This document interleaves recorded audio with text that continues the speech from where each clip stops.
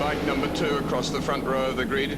14 is Peter Goddard in the Morawaki Honda. So you have Dawson, McGee, and then Rob Schollier on the NR 750 Honda, the first of the revolutionary $1 million per bike Hondas. We go back to the second row and see 49 Len Willing, along with Rob McElnay, the third of the Yamaha dealer team bikes. And the start is going to be absolutely critical because there are only 3 passing points around Calder that are really defined passing points, and Mal Campbell can't afford to drop back in the field behind the Marlboro Yamahas from the start. So for Campbell, it's absolutely critical. All in readiness now for the start as the promotional people leave the grid. 33.6 kilometres, 8 laps, and they're away in a fairly uneven start. Is Anderson gets away best, followed by Goddard. Roger Marshall into third place. Both Kevin McGee, Michael Dawson, first and third qualifiers get away badly. It's Malcolm Campbell, though, surges from the outside into the lead on the NR 750 that he crashed at Oran Park last weekend. And from Rob McElnay's bike, have a look at them as they crank on now towards the banked Calder circuit, the Thunderdome. They're not going to be using up high on the dome. They've been precluded from doing that by race officials who say it's too dangerous up high, so they're clinging down low. This, the widest radius corner in Australian motorcycle racing. Tony Armstrong battling there with Rob McElnay as he tried to get around him, and they swapped places. Dawson looking for a way down the inside. So you can see the witches' hats there marking the area beyond which they cannot go. And it's Roger Marshall in third place, just about to be passed by McGee, who dives up the inside. Dawson looks for the way through, but can't. Marshall gets back past McGee as he was put offline. But just look at the superb lead as McGee now comes down the inside of Marshall, but Marshall's having none of it. He is a top rider. And a very, very smooth and experienced one. The man who went for a rodeo ride there at something around 160 kilometres an hour last weekend, Peter Goddard, actually was off the right-hand side of the bike, rode it to a halt, bump-started it and got going again. And Goddard up into second place with this fantastic duel going on for third position, but there's the race leader, the man who desperately wanted to establish exactly the gap he's got of 2.28 seconds before he's finished lap 1, is Malcolm Campbell. He is going for it. And McGee and Dawson have surged through. They've come up to third and fourth place, putting Marshall back to fifth. This man leading the field, coming round to complete the first of 8. He's got the NR 750 Honda squirming and working. He's giving it everything right out to 16,000 revs, calling on the 160 horsepower. McGee's now second. Dawson's punching for third and he gets it. And so back goes Goddard to fourth.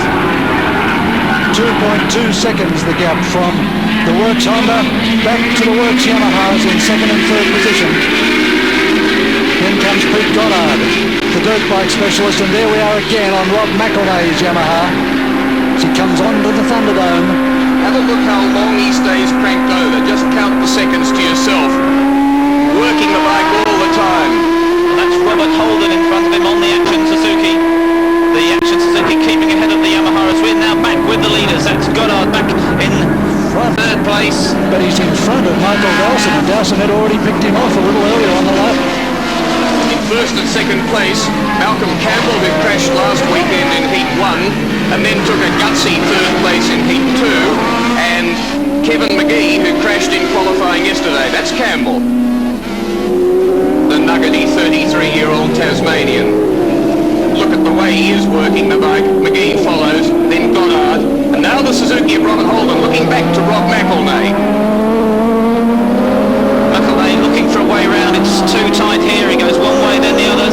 Now he'll try and line up Holden, trying to go one side or the other as we exit from the flip-flop. No, Holden holds the advantage. Now we see the view from McElnay looking up the inside of Holden, trying to outbrake him into the tight right-hander. He looks as though he's done it. Yes, he's got past Holden. It is now on the tail of Anders Anderson. The race leader Campbell coming round to complete quarter distance, 2 laps out of 8. And the gap is 1.75 seconds from Campbell back to Kevin McGee. Dawson goes back to third. Marshall still fifth. Goddard's fourth. Great performance by Goddard. Fairly inexperienced in road racing. Brilliant on dirt. Look at him sandwiched in the pack there.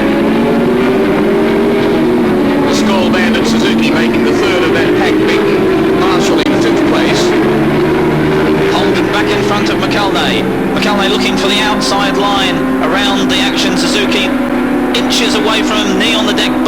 scraping the ground. Now looking back from Holden as they get up onto the D, the front straight in the Thunderdome. That's 265 kilometres an hour right there. And listen to the engines and the gearboxes being worked. Similar bike, Rob McElnays, to Michael Dowson and Kevin McGee, but not identical. This is the bike that won the Australian Grand Prix with Kevin McGee riding at Winton recently. The dice for fourth place. Goddard busy with Marshall, but this is the leader. Campbell, followed by McGee. McGee working at him, trying to get the gap closer, and he's doing it ever so slowly. There's only about 0.2 of a second between these bikes in practice. Up by my calculations to 2 seconds, so Campbell responding very much so then. to it. It's about 1.8 as it steadies. It does vary in different parts of the racetrack, but Campbell fighting very, very hard, doing a 48.6 on his second lap. Coming up now with the bike working and squirming and trying to buck him and get rid of him to complete lap 3. 48.03 for Campbell, 140 kilometres an hour average. Third place, Michael Dawson. Fourth place is Pete Goddard. Fifth place, Roger Marshall there on bike 4, the Suzuki.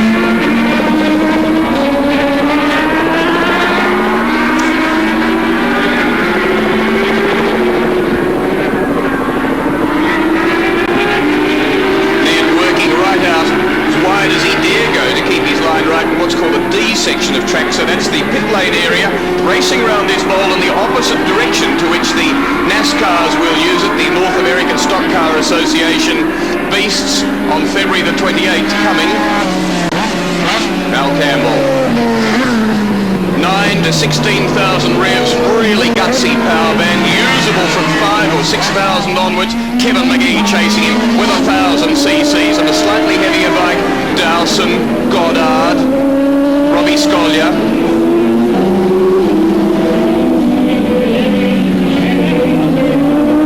Scollier, of course, on the second of the works honours, teammate to Mal Campbell. And Campbell really working the bike as he comes over the top of the hill. Now, this is the section of track where Kevin McGee was demonstrably faster yesterday. Last night, the Honda team changed the front end geometry on Campbell's bike to try and get him through that fast section of S's just a little bit quicker, and it seems, Peter Clifford, to have worked. Yeah, he's certainly getting through there very well now. And there's another interesting section of track. You watch Campbell as he tries to get the power on the back end slides. He's had one or two nasty moments, both front and rear suspension working overtime there as the rear wheel slides and starts the bike seesawing from side to side. McGee giving his bike just as much too, and about 1.8 seconds in arrears. The two men absolutely flying in low 48s. Michael Dowson said earlier on, I think we might see 47s today. The touring cars here, the Ford Sierra Cosworth turbos, practiced here only 5 seconds faster. They were using, of course, the high part of the banking, so it's not strictly comparable, because they'd be quicker through the bends than these bikes. Staying down low, and the magnificent view from above, down to the seating area, not quite complete, but going ahead at an enormous pace for that stock car meeting on February 28th. Now this is a tricky section. It's the long, sweeping right-hander.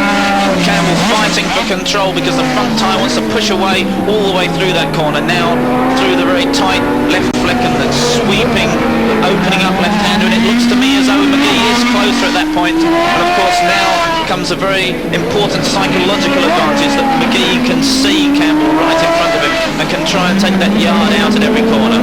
Michael Dowson back on bike 1, who last week he was dreaming of $50,000 for winning all 6 heats. At the moment he's looking at 2 guys who are saying you're not going to do it. We're going to ruin it for you.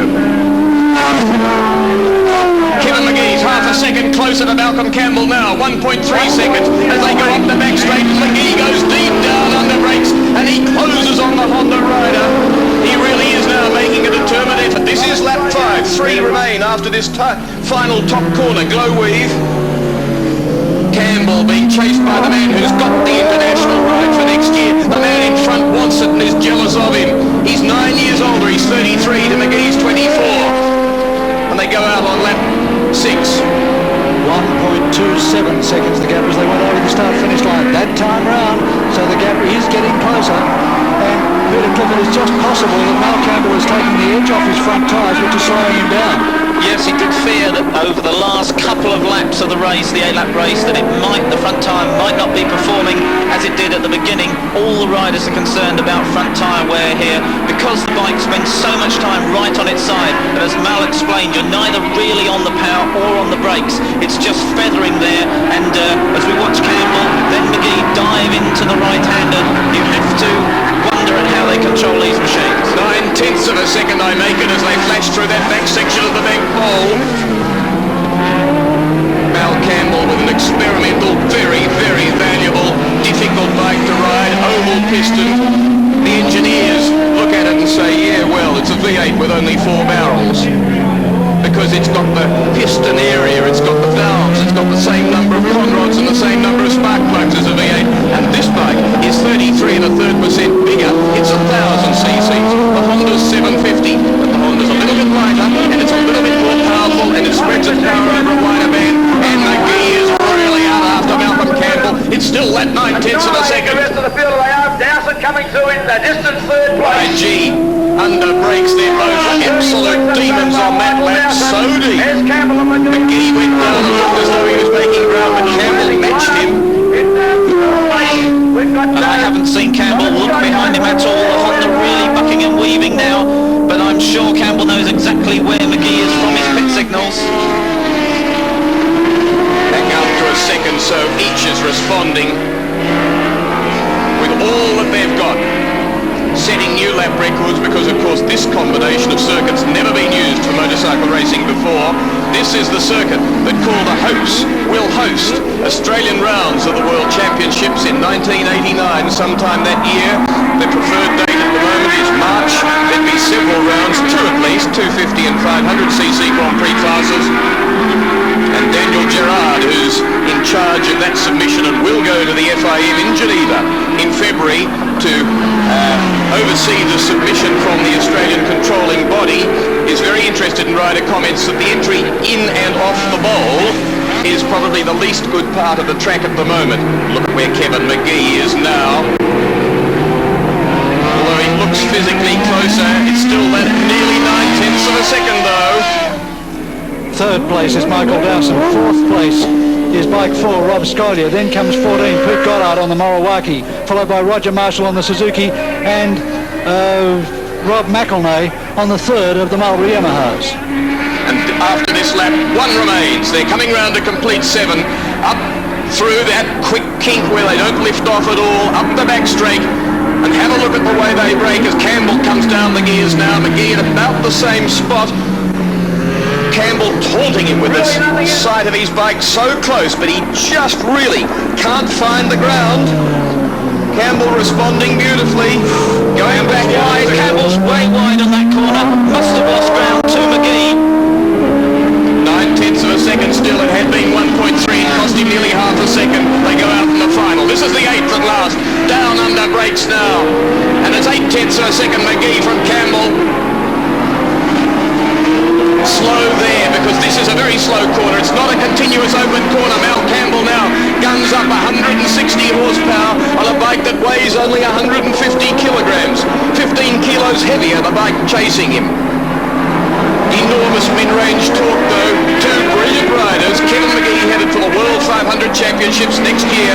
Been up in Singapore this week having the publicity photos taken with the Kenny Roberts Lucky Strike team as they come down now off the bowl for the final time.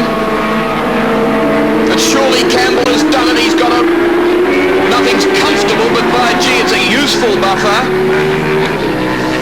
Yes, Campbell really should be able to hold it from here, but the Honda's been very, very lively. He's been pushing it absolutely to the limit, and it only needs a slide in the wrong place to put McGee right on his tail. Down the bottom section of circuit now, Valvoline. Heading then right and left, the S's. Then up towards the crest. And watch Campbell's bike there, and how would you like to be on it? He's in gunning towards 170 odd kilometres an hour. Then they have to line up for this highly committed, very high-speed flip-flop. Down the back straight now. Campbell not quite as deep under brakes, I don't think, as McGee, but he's not doing a thing wrong, as the gap between them's about 1.1 seconds. Nothing either can do either to enlarge the gap or reduce it in McGee's case. One corner remains now. The Honda leads the Yamaha. Malcolm Campbell, the 33-year-old Tasmanian, from the 25-year-old just turned from Horsham, Victoria, and it will be victory in the third heat of this year's Swann Insurance International Series round, the first of round 2 to Malcolm Campbell from Kevin McGee. So that good win by Malcolm Campbell makes the leaderboard look like this after 3 heats. Dowson on 40, McGee on 36, Campbell now 25, Scolyer 24, Marshall 19, Holden 15, Goddard 12, Anderson 9, McElnay on the board there with 7 points, the defending champion, Slight on 6, Willing on 4, and Pete Byers picking up 1 point.